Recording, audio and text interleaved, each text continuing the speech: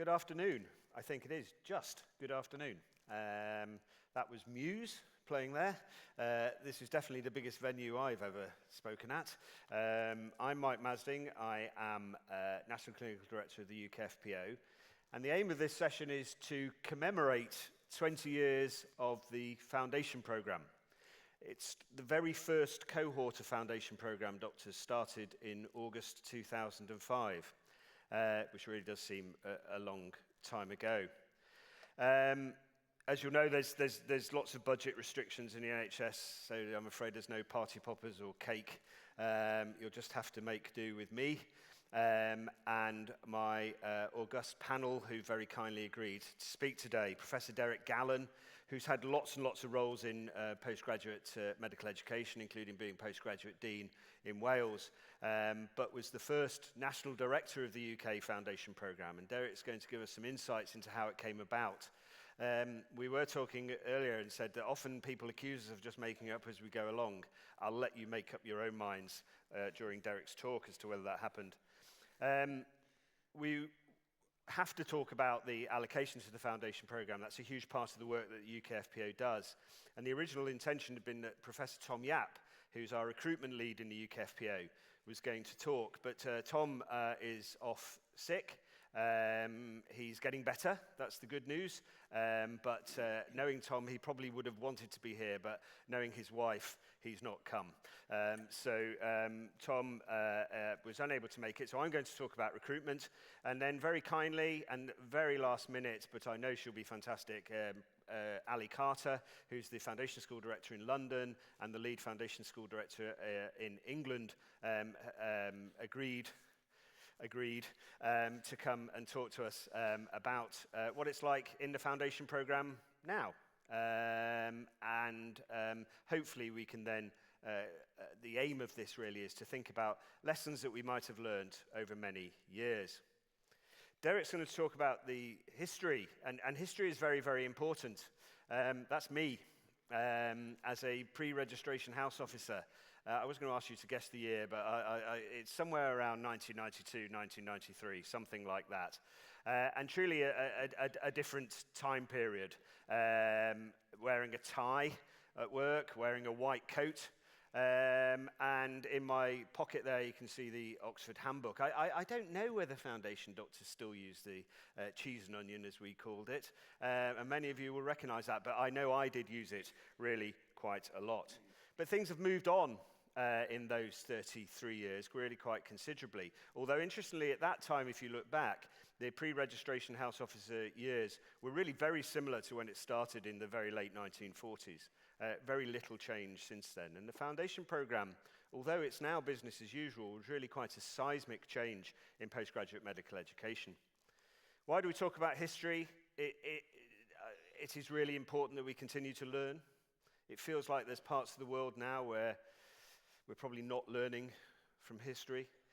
And one of the reasons I've asked Derek to talk is that there are lots of lessons that we can learn from the implementation of the Foundation Programme, and hopefully we can implement some of that learning as time goes on. So I'm going to hand you over to Derek. Thanks very much indeed for his insights, and over to Derek.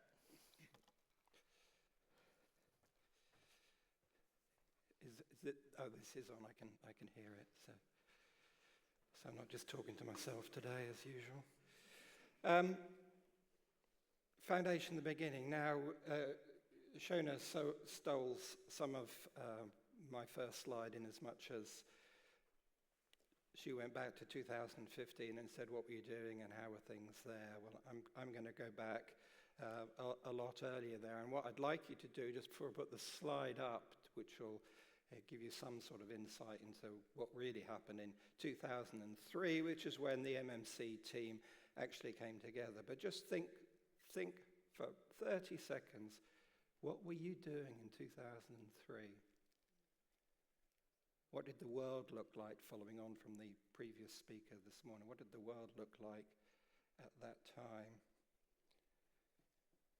How many of you were still students? Okay, how many of you retired? It's a long time. Well, this, and I've just taken a few things out of the Google. This is what was happening at that time in the world. No, why is that not? Okay, there we are. The Iraq War, we've still got them. I'd forgotten about the Columbia Space Shuttle. Some of us remember what happened, tragedy that was. Saddam Hussein, weapons of mass destruction, etc., was going on then. The Return of the King, that's obviously the third and final of the trilogy by Tolkien, which I'm sure many of you actually went to the cinema to see. And the Black Eyed Peas had the best-selling #1 record in the country. Lead singer Fergie, no, not that one. Lead singer Fergie, not the one that's still looking for a home. And the last one here, of course, I put up just to remind everybody that actually it's the women now, both football and rugby, just as a nod, and the men have done nothing since 2003 at all. Sad story though it is. But anyway, the team came together in 2003, very small team, working out of the Elephant and Castle in a condemned Department of Health building. We got one floor of a condemned building to work out of, and we had to go down lifts and everything to go and get some lunch or whatever. So they looked after us really well, and it was obviously a reflection of the importance that the Department of Health at the time was putting on such a huge change to postgraduate medical education. The work, although I said it's 2003, started earlier than that. Salim Donaldson was very interested in trying to transform postgraduate medical education. And the reason behind that was the fact that the SHO grade, whatever any of you think about the current system, and we will talk a bit about whatever you think, the SHO was the lost tribe, and it was totally and utterly lost. And over the years, I've asked an audience to tell me, how long was the longest person in the SHO grade? Anyone, just any number. 27's closest so far. 26 years. So you can come into SHO, and at the end of it, you can just retire. Actually, that was your career progression at the time. No word of a lie about that. They just milled around and milled around and milled around, and part of it was so that you got membership, and if you didn't have membership, you weren't going anywhere. Not too different from now. So these two papers came out. He wrote the first unfinished business, and then there was a reply from the 4 health departments. Liam realized, and all he actually wanted to do is to transform the SHO grade, but realized very quickly that you couldn't transform the SHO grade unless you transformed all of postgraduate education. So that's why modernizing medical careers came into being at that time, which was to transform everything that happened post-medical school. Love that first bullet point. I just love it, you know. And you can imagine how well that went down with all the medical schools. So we started as the Modernising Medical Careers team completely on the back foot because they hated us. Liam said it, we didn't say it, but he said categorically that the medical schools were not producing doctors fit for purpose on day one. Now, you'd have to think through now, do you think that's changed or not changed, or what has happened in that time? But that was why. And he wanted to reform the SHO grade, but he needed to change, as I already said, the whole system. So the aims. We did have recruitment issues. We still have recruitment issues. We weren't oversubscribed in the early years at all, but we did have, complaints from certain sectors of the UK that they could not recruit people to pre-reg jobs at all. And so one of the things was, if we got this right, and we were then therefore more directive about where to put people, we would be putting them everywhere. And so every hospital, trust, whatever, would be full. I'll come back to that. Hard to recruit specialties, that's what we called it at the time, but these are the specialties that either you mopped up because you were in your 10th year as an SHO and no one else would employ you, so you actually did that job. But the hard to recruit were the backbone of many of the hospitals. What do you do without the lab and the lab-based people? It just crashes, and yet we had no real method of giving people any exposure at all to doing those jobs. And the problem for those people who did pick up those jobs is, and they might just have picked it up to stay employed at the time, what do you think their chances are getting back into, say, mainstream acute medicine, mainstream acute surgery? I mean, see hematology and die was the employment issue at the time. So we were able to give people greater exposure. We wanted a 2-year program, and as you know, 3 months, 3-4 months, whatever it is, twice, and that they would actually be able to see and have experience specialties that they would otherwise never, ever be able to get to. This involved dismantling of the pre-reg year, which, and I'll come back to what the surgeons thought of that later, but the medics, it wasn't too bad, because most of the medical jobs, whatever the rotations, would always have been picked up going forward. So although they might shift from 6 months to 4, they were still pretty well intact, but the surgeons didn't necessarily have the same view of the world. And we wanted to link the final year of medical school to the first year of actual training in a really coherent way. And that led obviously to transfer of information, that led to the prescribing assessment. There was very positive things about what these people could do in the workplace, their ability to prescribe, which became very, very important when we talk about overseas doctors coming into the system.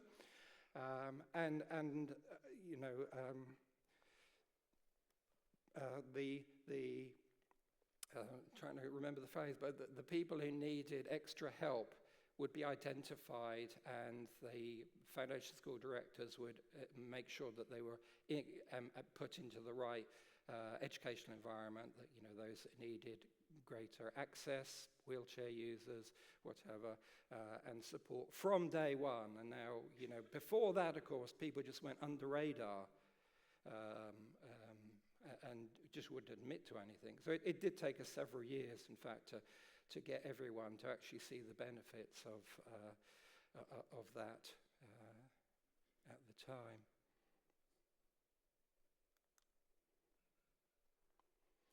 So we had to have a blueprint of how we did this. Now this was, I say, Modernising Medical Career Team. It was a very small team. It comprised of maybe 5 doctors, up and down the country. A nursing profession were there. A medical student was also part of that team. And Professor Shelley Hurd wrote the blueprint, which in fact was the Purple Guide. So we had lots of discussions about what should be the content of the foundation program. And Shelley Hurd took all of those ideas, went on a cruise, and with her husband, and she spent the entire cruise and wrote the Purple Guide, as some of you will remember the Purple Guide. And she brought it back. My job at the time when she came back from that was to say, how much is this going to cost? So she outlined everything about this, but there's obviously money was involved. Was it ever so? And so I had to sit there and go through every page and say, well, look, this is what I think it's going to cost at all. And Liam Donaldson had promised us he would find new money for this project. Think about that now, about somebody actually saying they're going to find you anything at all. So here's the money story. We wanted everyone to experience the community. That was one of the tenets of the foundation program. We wanted everybody to go out and do that. That was particular. And there's still, a trail of that now as to, proper exposure to what goes on in the community. Who couldn't afford it, of course, when priced it out. For everyone at the time to go into the community, so a 4-month slot, and I'm using the word community because it did include not just general practice, but any of the community place jobs at all. The cost was to be 112 million. Interestingly enough, Liam said no. Well, I think someone said no to Liam, and that's how it. We wanted people in the community, though, and we wanted them in general practice. And the initial amount of people in general practice was 65%. How did we get to the 65% figure? Not just money now.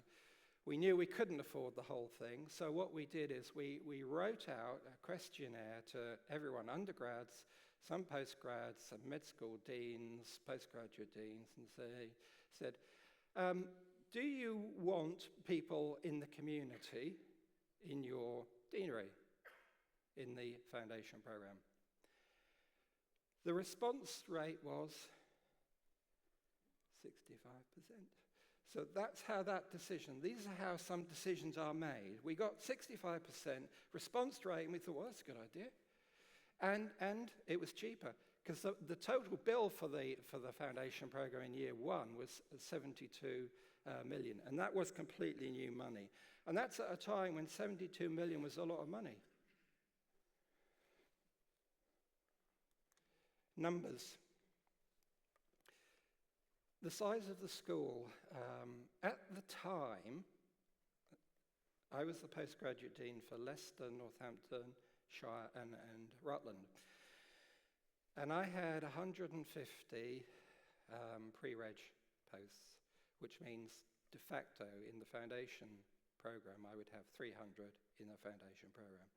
Now, LNR was the smallest deanery in the country at the time. And I thought, I can't have half a school.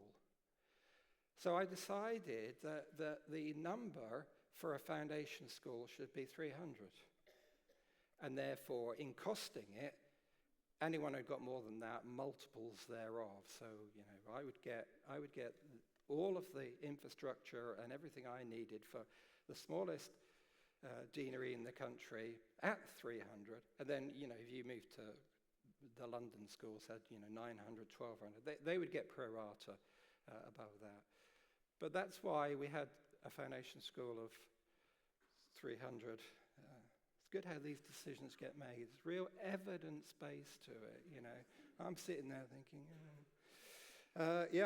hard to fill specialties. We agreed in the team that we wanted them to be 10% of the total. So we got the funding for that. Now a lot of those clearly were jobs that were already in situ in terms of they were already SHOs, go F2 jobs. So there wasn't particularly a lot of new money required for the hard to fill. We were very, very keen on bridging this gap for academia, where people coming through medical schools, giving a very academic course. And then you just hit, and for those interested in academia, of course, you just hit the wall because there's nothing. There is nothing until you put in your, grant 3 or 4 years later, by which time you may have gone off the board and thought, or life events have taken over. So we weren't really encouraging academia at all pre-foundation because of this huge gap. We also looked very specifically at the number of academics within the system and how many we would need to put in at an early stage to meet, as was discussed in the first talk, how do you keep up with the retirements and everything. And at the time, it was about 2 to 3% of actual academics working in the NHS. It's a wide term, I know, but that was it. So we said 5%. and we got funding for 5%. Now, as many of you will know, the academic posts were either standalone 4 months, or they could be integrated throughout the year, or in fact, some of them were integrated over 2 years. And they were very successful. In fact, I don't know a deanery that didn't wholly exceed the 5% number. And if there's a guy who was part of the team, Professor Stuart Carney, was literally about to take up post in St. John's in Newfoundland as head of the medical school there. He was the foundation school director in Leicester at the time, and we got our numbers up to 27% with an academic tag to them, and most people managed to get quite close to the double figures for that. General practice community, I've already said, and that had to be new money because they were being put in at a time which was they weren't on a VTS, but we still had to pay for the educators, so that was some of the new money. And then there was the infrastructure that we actually needed to deliver all this, based, as I've said, on this very small number of people who happen to be in Leicester, Northamptonshire, and Rutland. So using that as the as my template at the time. Now, apparently, at the same time, MTAS was the problem. And it just completely blew up. And that's how the UKFPO came into focus. Alan Crockard led the MMC team at the time. And it was imploding, and that's a whole other talk. And whatever memories you have of that time, I can tell you there's a different truth to what was actually going on, as they say. Alan called me into the office and said, Derek, I want you to go outside, take whatever staff you want, and piss off. And those were his exact words. I make no apology for that at all. Those were the last words Alan Crockett ever said to me. He's still alive, by the way, but they were the last words he said to me. So that's how it was. So I went outside, and we had some really, really good staff at the time. Not many, but some very good ones. All Antipodeans. One American, but the rest of them were Antipodeans. And they didn't take crap from anyone. So, they weren't impressed if you're a consultant or they weren't, they would just give you the answer on the phone politely, but they weren't going to listen to you witter on, or the people at the time. So all we had was 1.3 full-time equivalent special advisors, and that's for the entire program. So the special advisors being the 1.3 were doctors. We had 6 full-time equivalent in the office. That was it, just 6 for this entire thing. You think, in the deaneries you're in, whatever structures you're currently in, and you're thinking, that doesn't sound like a lot. Well, it wasn't. It wasn't a lot at all. It was situated in Wales, or at least we moved to Wales, and the only reason it moved to Wales is because I changed jobs and I became the postgraduate dean in Wales. Now, this actually worked very well politically, because the powers that be thought, that means that a devolved administration is going to be involved, and make it look as if it's not just England-centric. Not that would ever accuse England of being England-centric about anything to do with the foundation program, as you well know. So we moved to Wales. We ended up, of course, with 25 foundation schools, 15,000 doctors across the two. And that's supposed to read 8,000 applications. Not quite. I think it's slightly wrong. I'll come back to that. Now, the governance of this. So who was actually looking at all of this from any direction, anywhere at all? And there wasn't. And so we had to devise the system, and we devised the rules group, the infamous rules group, for those who even remember. It doesn't exist anymore, of course. It was deeply unpopular in the end because it made decisions that were right and proper and fair, but not compliant necessarily with each of the 4 devolved administrations, particularly one of the larger ones, could I say. We had a foundation school directors group, So we got all of the foundation school directors together, and then we clearly thought, or at least I was told by a member of the staff, our comms lead, Carrie Moore, for those who may or may not remember her, that you can't have the directors because they won't talk to their managers, God forbid. And the managers need to know what's going on, so we needed to meet with them as well. So we had these two groups, and I've put down there the query around the UK departments. But the reality is I only ever dealt with England. The devolved administrations were quite happy to let England, who to be fair, gave them the majority of the budget and had the majority of the trainees. So they believed that England were going to act in their best interest. So we just met with them 2 or 3 times a year, mostly around budget discussions. I should say none of us ever had a contract, ever. We signed nothing at all. We weren't asked to sign anything, nothing at all, which freaked the staff out, the office staff out in the first 2 to 3 years. Personally, it didn't matter to me. Get rid of me, I just go back to being the dean again. So it was irrelevant. But we gave up. And then we started to figure out, well, how do they get rid of us? Because when the budget is being done, which is April of each year, of course, we're well into the next year's arrangements for recruitment. So if they sacked us all, what would they have, So we sort of figured that out. Whether they did or not, I don't know. But we didn't sign anything at all. And we had amicable budgetary discussions, albeit, with so-called efficiency savings, which we heard about, how interesting they always are. Historically, though, what was the issues? What would you... I was asked before, given this talk a couple of times over the years. Communication is always, it doesn't matter, why am I in court communication? Why am I up for the GMC communication? It bottoms out pretty well to that. We were very unpopular. The whole system was unpopular. Remember, MTAS is still going on in the background, and all of that meant. And we were slightly, ever so slightly under radar, but not with Med School Council at the time, because of some of the things that Liam has said, and some of the structures that we'd put into place, which they didn't like, and this trying to coalesce the final year of medical school with F1.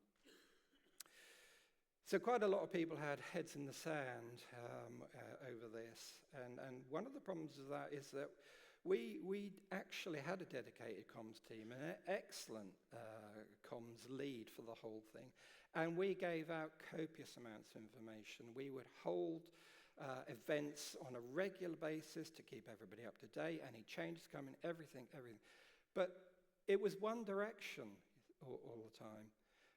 We got no feedback back, and our mistake was not engaging properly with the other side. So, yes, I can tell you anything you want, but I don't know if you've heard it. I don't know if you've read the email. I don't know if you're coming to the event. I don't know what you think. And there was a faction of people across all the other disciplines, whatever, who didn't want to hear any of that and thought if they didn't hear it, it'd go away. I'll come to the reviews in a later slide. But anyway, so multiple events. And one of the events when we were trying to introduce the foundation program, we went to every medical school and gave a presentation. And I was reminded, because I said I gave this talk about 15 months ago to another group, and it was the medical student rep at MMC who reminded me that we actually were escorted out by security from one of the medical schools because they were worried about our safety. I mean, seriously, that's how engaged people were. Unidirection, as I've said.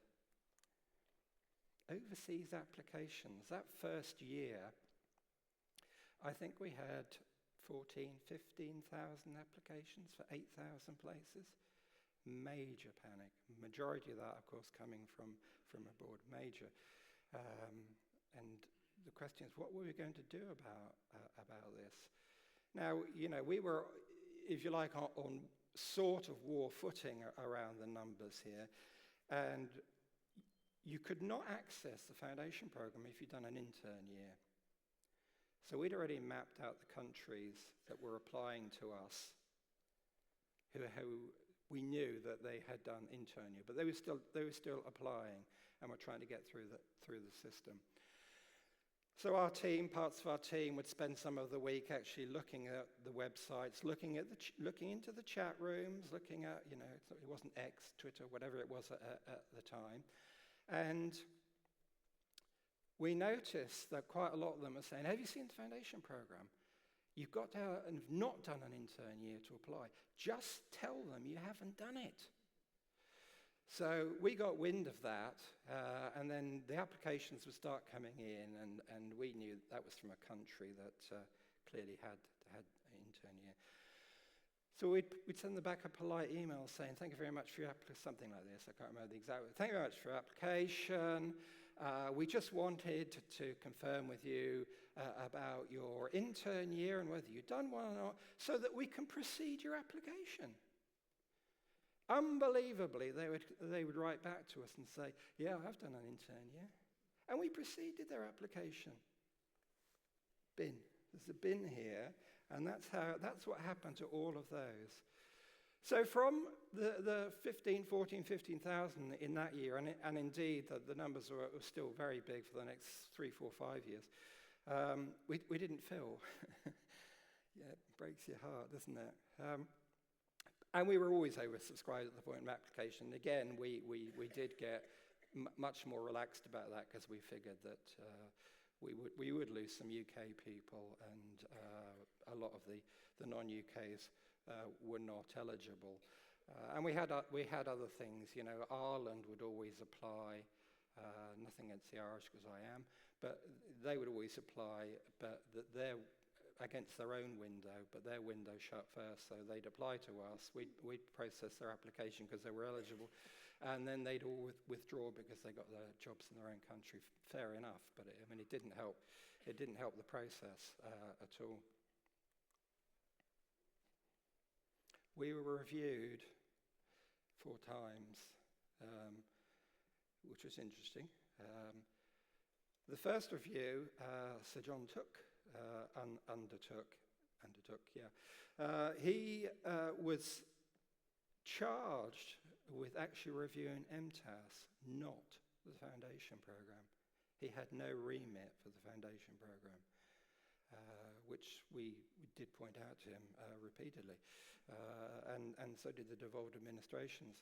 However, because of what was happening at MTAS at the time, no one was going to tell him not to do something at all. So he cracked on with reviewing the foundation along with MTAS. And it was, and even if it's in the audience, I'd still say the same thing, but it was designed to get rid of the foundation program. The questions were designed to give a percentage that said, no, I don't want to do 4-month jobs. So there was no corologers. Would you prefer a longer job or a shorter job? And they all said, I'd prefer a longer job. But you need the next question. Would you prefer to see more specialties? In which case you need a shorter job. So questions like that were never asked. It was just always.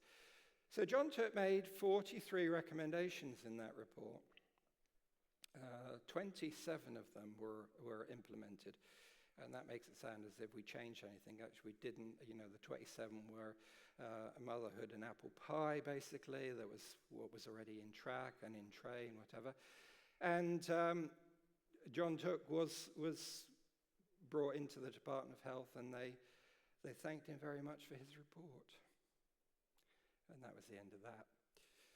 Collins, who was a surgeon in trying to remember, Australia or New Zealand, he did move about. But he came in and again did a review. It was very positive, other than he felt that we weren't treating our junior doctors very well. History, that's 2010-11, I think. How much has changed from that? But that was his big thing. He wrote a very fair report. The only problem with John Collins, of course, is the moment you put a microphone underneath him and told him he was on the news, he'd go off on one and say how awful the entire world was. So, but the report itself was fine.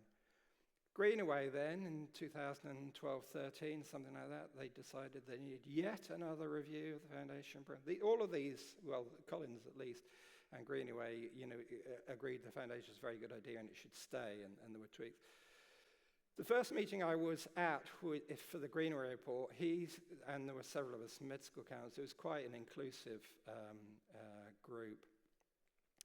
Greenaway's opening line was, the Department of Health had told me that I need to make some recommendations around the foundation program, but there's no money. So what recommendations could there is nothing you can do without any change is going to involve something. This is never going to save money, the report, at all. Let's speed up a bit. And then HEE again did a further, and that was again much more aligned to treating the junior doctors or resident doctors or whatever it is they call themselves were doing, and to change those types of things. Again, if you remember, how could you do white space questions now with AI? We'd have had 7,000 answers exactly the same. We had several answers the same in the white space, I can tell you. We had a separate academic application, so if you apply for an academic post, you were interviewed early and you got a job. And I'm going to... Then quartiles, deciles, the SJT, and then the current system. Winners and losers, and this is my penultimate slide. I think the trainees did win on this. It was a better system. It was at least, it wasn't a sort of smile, breathe, and the GMC will sign you up at the end of year one, which is the way I was brought up. Breathing, that is, and smile. We have a proper curriculum, proper assessment methodology, broader exposure. The winners, community did well out of this. The increased numbers of people going into general practice, psychiatry, and academic medicine did increase. Public health started off being, very fed up, because public health only, I don't know if there are any public health people in the audience. Oh, thank God for that. So public health only ever had post-membership people, and the last thing they actually wanted was a sort of first-year SHO at all. But actually, when it came to it, they actually did really well with recruitment, and so a few years down the line, they saw that it still worked. Now, surgery was the only loser, and they were very unhappy that they'd lost this houseman. But if you think now, when you look at surgery, it still doesn't get a good press for the experience that they even if you want to do surgery, it still doesn't get good press. So still here. I'm not anymore. Thank you.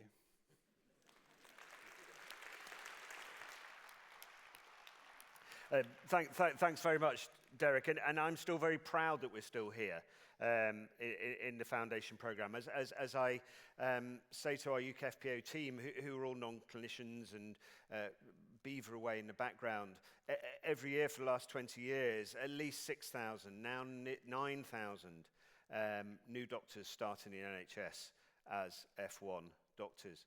What I'm going to talk about just for the next 5 minutes or so is some greater detail about the allocation. And whilst this is not all that the UKFPO does, it does take up a disproportionate amount of my inbox, and it's one of the reasons that I now have gone off social media. The problems, the issues that we're trying to go up against. This is the number of applicants, as you can see, over the 10 years up until 2024.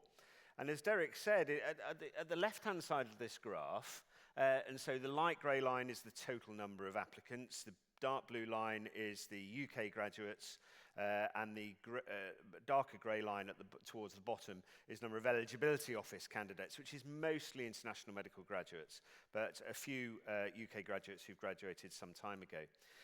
And over on the left-hand side, a fairly static line, 2014 to around about 2021, starting to go up somewhere around 2019 though. We were undersubscribed. In other words, there was vacancies, and a lot of vacancies, and these were not equally distributed across the country. So there would be some areas where there was 20 to 30% of F1 posts empty. Further on, as we get 21, 22, changes in various legislation around immigration, foundation program coming off the shortage occupation list, we can see a huge increase in the number of applicants, although the increase is greater in UK graduates than it is in international medical graduates. Although the proportional increase is greater in IMGs, the number has gone up much more of UK graduates. And that perhaps goes back to Jim's talk earlier. We are producing more people. But that has put a great strain on our system and has led to oversubscription, so that we have, for most of the foundation program application process, we have more applicants than posts. And this is further complicated by the fact that where people want to be is not proportional to where the posts are. So on the left-hand side here, as you look, is the first preference numbers.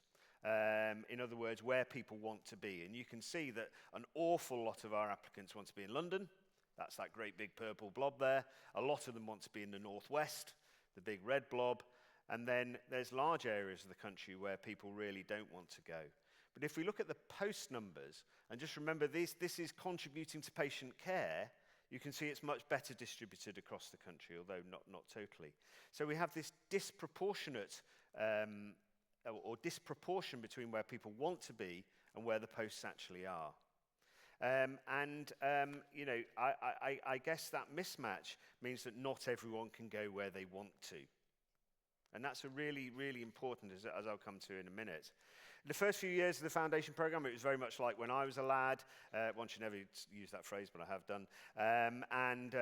You went to a foundation program pretty local to where your medical school was. But the first application process in 2006-07, as Derek mentioned, was white space answers, making up the biggest chunk of the application process. And I can picture myself in a drafty hall somewhere in the south of England marking white space answers and trying to be in some way objective about it.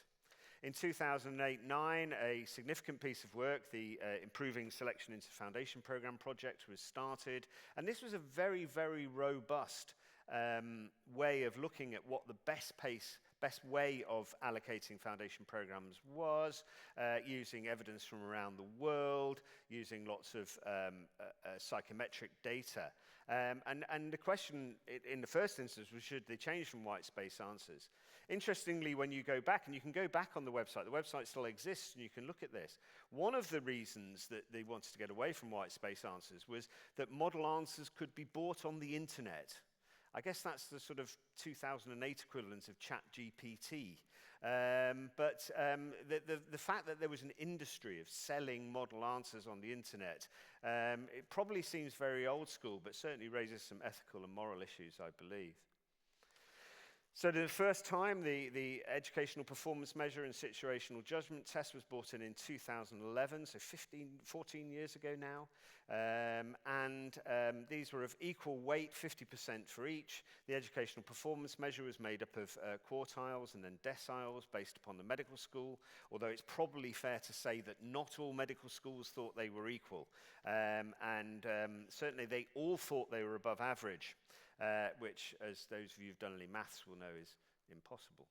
The situational judgment test was originally a paper exercise. There was a big scare one year when the machine chewed up a whole load of papers, and we had to get people to resit it, and believe me, that caused a lot of angst. So we moved to using an invigilated online application system and Pearson VUE became our preferred user. But from somewhere around end of November through till January, when the SJT was going on, I would have daily calls with the UKFPO team about various issues and various reasons why people had missed their slot, or the IT hadn't worked, or it was just unfair. And talking to our colleagues in medical school, they were under no doubt that this was highly stressful, both bits. Indeed, some medical schools, in your first week at medical school, would have a lecture about how you could increase your educational performance measure for the foundation program. I have to confess, when I heard that, I just thought I wasn't that important. But it seems that even in the very first week at medical school, they were trying to get people to improve their educational performance measure. And certainly the situational judgment test, it was very much designed really by the work psychology group in its first iterations outside of the foundation program to identify those who were not practicing well or who would not practice well. And its use to actually rank people at the very top end was disputed by many. Not even the last DMEC, but the DMEC before that, in 2021, we had the first session about moving to a preference-informed allocation with computer-generated ranking, which is what we do now. So all our applicants are ranked by the computer from 1 to 11,000, or however many there are. And then according to their preference, they may or may not get their first choice foundation program. We underwent an extensive stakeholder engagement with 12,000 responses in 2023, which 80% of our respondents said the SJT was too stressful and the educational performance measure was unfair. And around 66%, two-thirds of people, felt that moving to a preference-informed allocation was a better way of doing it than the EPM and the SJT. Not the best way, because we don't know what the best way is. And certainly when we speak to people from around the world, there is no ideal way of doing this. But they felt it was a better way of doing it than the EPM and SJT. If you want more details on this, a shameless plug, we have a session at 10:20 tomorrow morning where we've got lots and lots of stats and discussions about how the PIA came about and how it's been implemented. But just a couple of stats for you that you can make your own mind up whether this is good, bad. I don't try not to make value judgments about that, about the numbers of people who've got their first preferences, number of people who've got their top 2 and top 5. And similarly, the increased number of international medical graduates who actually do get to go to somewhere they want rather than going to the places that other people don't want to go to. And that's a very important distinction, without necessarily worsening the lot of UK graduates. So what lessons have we learnt? Well, there's no day or time that is ideal for releasing the allocation. At one point we did it at midnight, and that was a disaster because there was lots of wailing and gnashing of teeth at midnight. We then did it at 7 o'clock in the morning. We now just say it is going to be today. And people get their allocation point at some time. There is no perfect time to release this. We do it in collaboration with our colleagues in the medical schools so that final year medical students can get support if they don't like what the result is. We've done special circumstances, pre-allocation and inter-foundation school transfer, so people with special circumstances can be allocated to a certain location. This has evolved from where we allocate people who absolutely must be somewhere, otherwise they have no chance of doing their foundation program, to a huge process. We've just done 16 panels. When we say we, I have chaired 16 panels. I'm not expecting a medal, but if anyone's got one.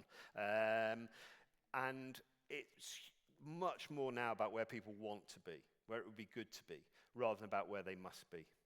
Algorithms, we're going to talk about that more tomorrow. English language proficiency, because it's by definition people's first contact with the NHS, we have a higher level of needing to pass the OET or IELTS, and that doesn't please everyone, but we've always stuck to that because it is a really big transition into medical practice. And what I've learned is that you can't please everyone. And what I'm going to finish this little bit with is posing you a question. Who are we trying to please? Who are we doing this for? Is it for patients? Is it for applicants? Is it for our faculty, our fantastic supervisors and everyone else? Our foundation school directors, our foundation school managers. And what I have learned is that I can't please everyone, and so we just try and do the best for the most. So that's a very quick run through how we have allocated foundation program posts, and I'm now going to pass over to Ali, who's going to give us a view from the foundation school. Ali.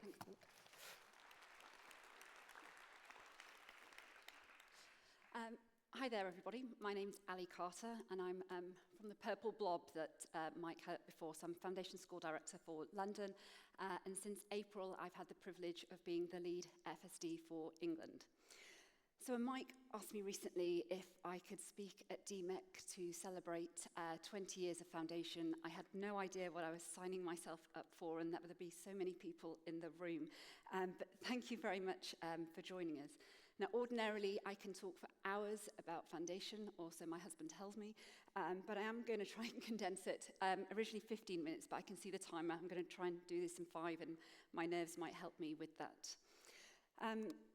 So given this is a celebration, and it is the festive time of year, in the spirit of the season, I thought I might talk through foundation past, foundation present, and foundation future.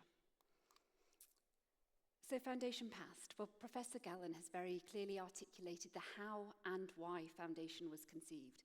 He's taken us back this morning to 2003. But of course, the world has considerably changed since then. I suspect most of you, like me this morning, were looking for the Wi-Fi passcode as you were trying to scan your QR code to get your badge this morning. And of course, much of our daily lives is now conducted online, whether that's online banking, shopping, dating. It means that communicating from large companies through to small personal interactions all takes place mainly online. A far cry from how it was back in 2005. And of course, with the advent of the smartphone, I'm told the new first iPhone came out in 2007, we have now made ourselves accessible 24/7. We walk around with encyclopedias in our pocket that stores data, guidelines, rotas, and so much more. And so, of course, as the world around us has changed, so too has that of the medical world. The interactions and expectations of our patients, of our staff, and the public has changed dramatically, because although we've got that digital world in our pocket, so too do our patients. The multiple different environments that we all now work in has vastly changed, and the environments that we're exposing our foundation doctors to is vastly different. So quite a significant change from the 6 months medicine, 6 months surgery I did as a house officer, although you'd be pleased to know there's no photos of me from back then. We've all seen significant changes in our specialties. Technology, diagnostics, we've really pushed the boundaries of what is possible. In my own specialty of intensive care medicine, where technology has really revolutionized the specialty, we've got wearable medical devices, we've got intelligent infusion pumps, and those machines replacing organs are already in existence. So in addition, all of this combines to mean that we're vastly improving the life expectancy of our patients. We're changing previously high mortality situations into ones where patients are now living with complex comorbidities and polypharmacy. These advancements have meant that the specialty curriculum have needed to continuously change. And of course, alongside that, foundation must also do the same. So no longer are our residents walking around with the cheese and onion in their white coat pockets, as Mike fashionably displayed in earlier photo. Instead, they're learning electronic prescribing. They're learning how to write electronic record systems. And amongst other things, they have access to this whole world of foam. And I'm sure most of you in this room are familiar with the free online access Meducation, which makes me slightly cringe every time I say it.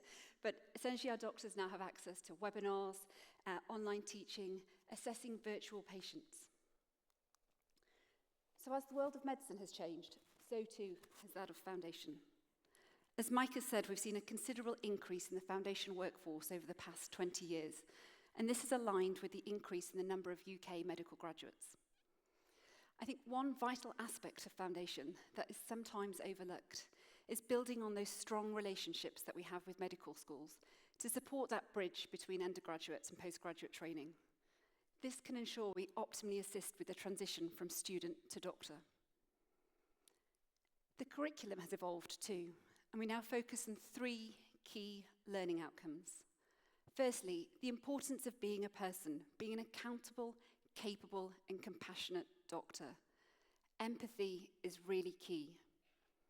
Secondly, being a valuable member of the healthcare workforce.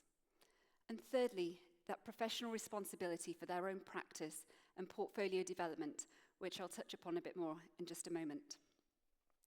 I think all of this has been complemented by the introduction of various validated tools such as the multi-source feedback, placement supervision groups, which now help us to provide objective evidence to enable foundation doctors to progress at the right time for them. In addition, we heard about the introduction of academic foundation. We've evolved that into specialist foundation programs, which ensures the importance of portfolio careers with education, leadership, innovation are given just as much recognition as research. And then alongside those, we've also seen the introduction of foundation priority programs.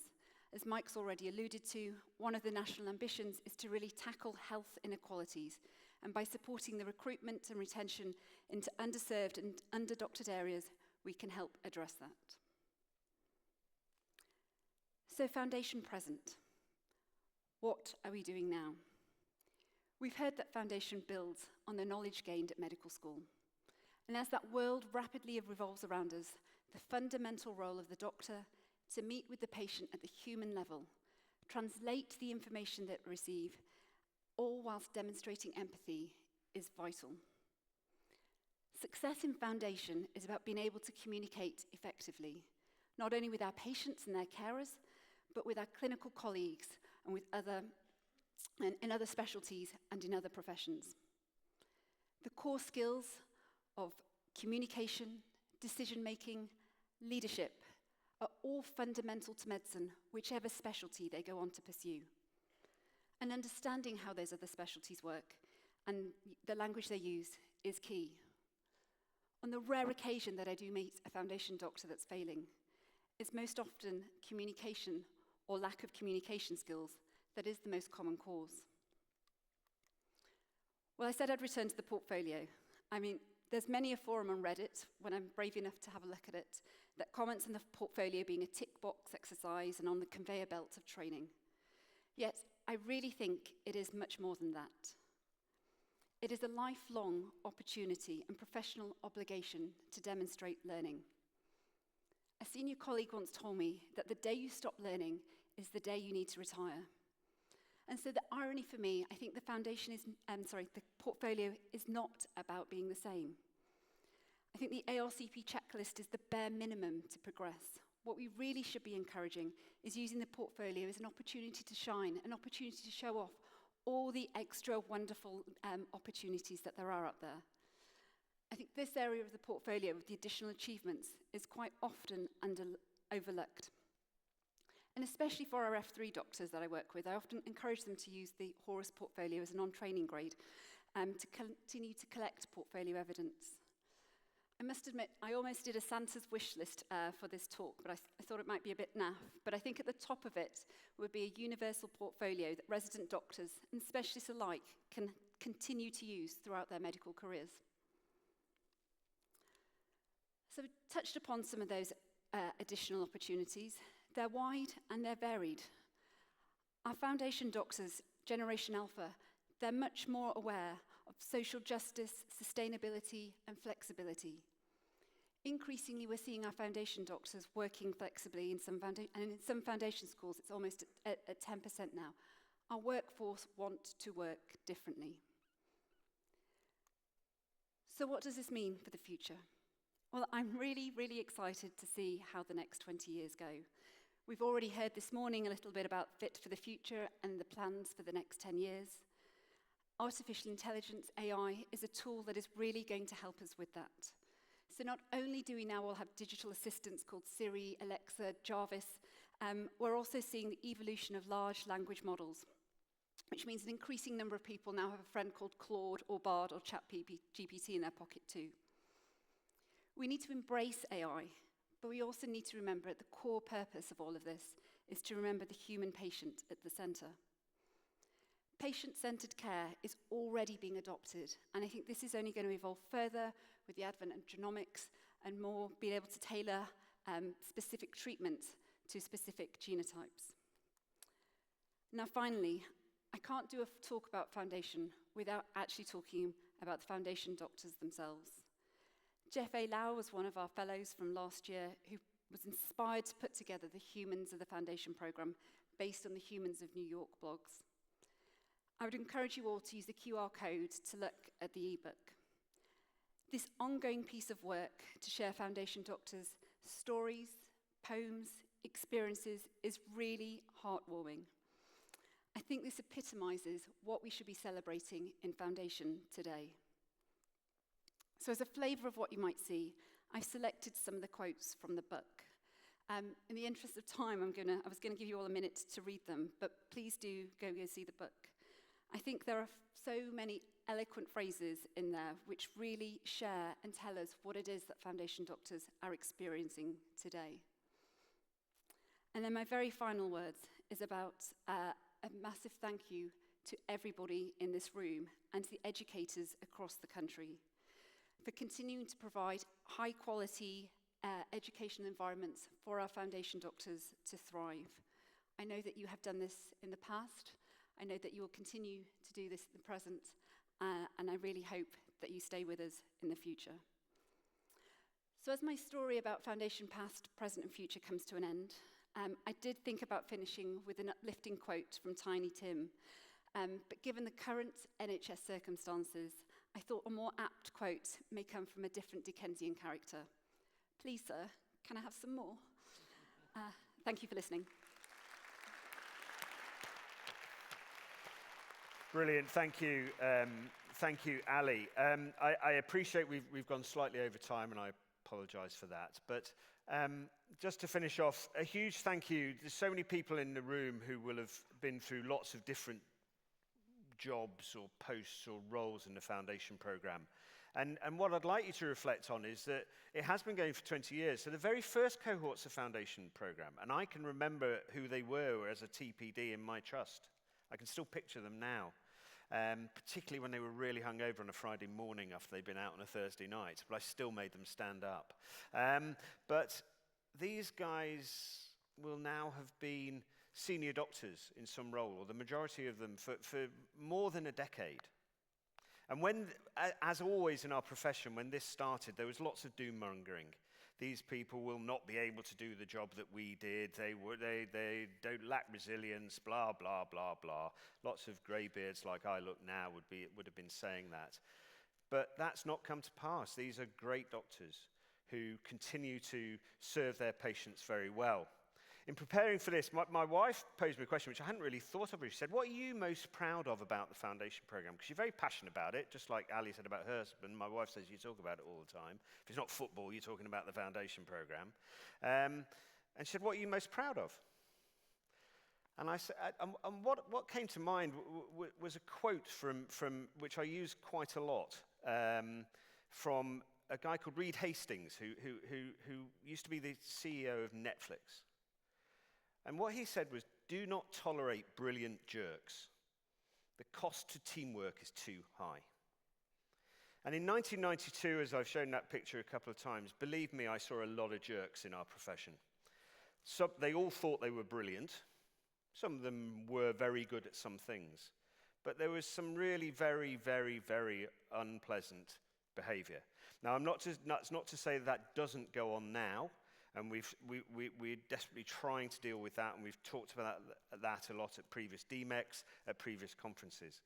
But what I'd like to think is that by focusing on professional behaviour in the foundation programme, on the professional skills that all doctors need, we have hopefully weeded out some jerks, and that the future of our profession, our medical profession, is in good hands. And that's what I see when I work with the foundation doctors I do. So thank you very much for your attention. Thank you very much for Derek and Ali for their contribution, and I hope that you enjoyed that. Thank you.